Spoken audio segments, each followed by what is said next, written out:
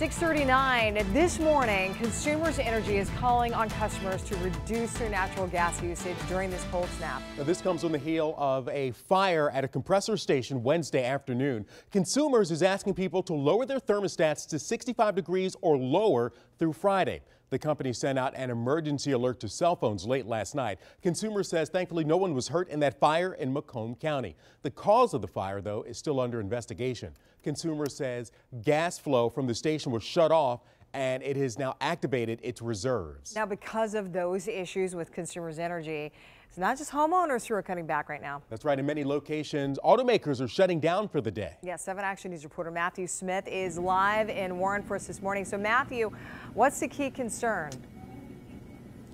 Well, plain and simple, running out of gas, right? That's why General Motors is going to be shutting down a number of their plants that are powered by Consumers Energy. So we're just down the road from them. We're inside the donut factory. They're going to take a hit today because a lot of their customers are people that work at the tech center and places in the area. This is going to have a domino effect, a trickle-down effect on all the businesses that rely on those customers. But this is bigger than just that. In fact, the mayor of Warren is saying that well, it could have been a disaster. They could have had all their power shut off if a couple last-minute changes weren't made.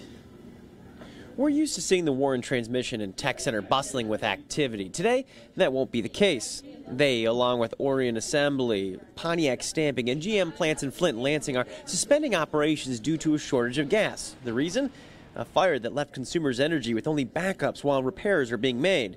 I want to personally thank all of our large business customers, companies like General Motors, Chrysler Fiat, Ford, Gerdau, and many countless others for interrupting their production schedules tonight, tomorrow, and Friday as a result of our system capability.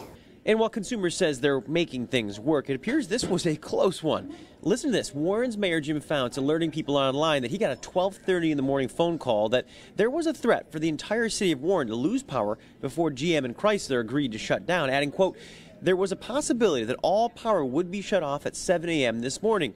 I'm thankful that will not happen at this time now, but it is a wake-up call of how critical our energy needs are and how we could be completely without power with only a short notice in the wee hours of the night, end quote.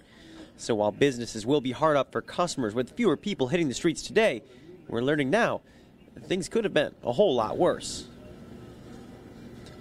Thankfully, they aren't right now. We are expecting to continue to have power, including here where we are ourselves. We decided to stay inside, talking to the businesses that will be affected by all these moves, but also because it's so dangerously cold outside, we don't want to be standing out there telling you not to do exactly what we're doing. Now, I do want to point out that that is what Founts was saying, that the power would be shut off at 7 o'clock this morning if those moves weren't changed. Alicia Smith earlier was just talking to one of the people from Consumers Energy, asked them about that. They kind of pivoted and said that really the important thing here at this point is that the moves are being made, so they're kind of freeing up some of that energy use. But we're going to keep an eye on this and make sure that things continue to stay on this course because with this dangerous cold, heat matters.